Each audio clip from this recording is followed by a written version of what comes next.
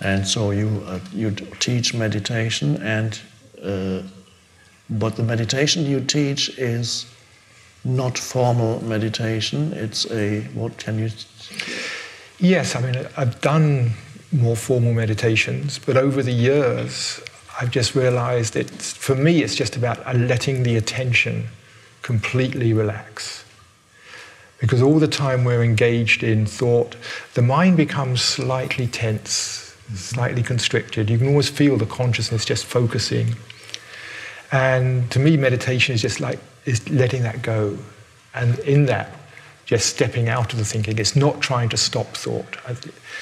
I know when I first got involved in meditation years ago, it was like I read all these books and thought it's going to take a lot of effort, a lot of concentration, and maybe after many lifetimes you will finally reach nirvana or cosmic consciousness or whatever it was the book was talking about. And I think we all did. We all had these very complex ideas of what it was about, what awakening was about. And over the years, for me, it's just got simpler and simpler and simpler and simpler, and it's about not doing anything.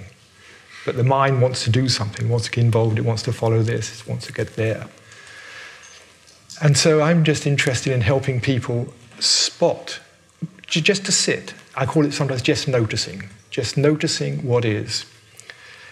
And just to notice when that slightest bit of trying comes in, that slightest bit of wanting, it's like, oh, this isn't quite as good as yesterday. Maybe if I just sort of actually did this, or maybe if I just relaxed a bit more, and if I just relaxed it. But even that is like that very slight bit coming in. And so I just get people say, well, just include that. That's also part of the present.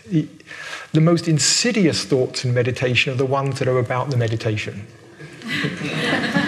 We can recognize the thoughts that say, oh, I must remember to buy this, and if so-and-so calls tomorrow, what should I say? And what I did yesterday, that was really nice. That was nice. I like that. Those thoughts we recognize, but in the thoughts that say, okay, this is okay. I wonder how much longer I've got to do here. And those little thoughts, and just say, that's also part of what is.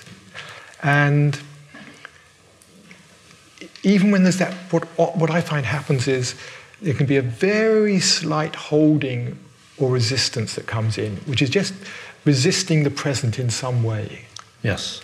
The very idea that I am doing a meditation, I become an obstacle. Yeah.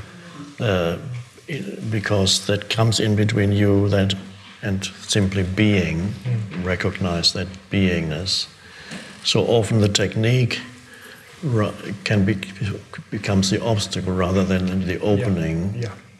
So in a way, there's no technique in your meditation. Right.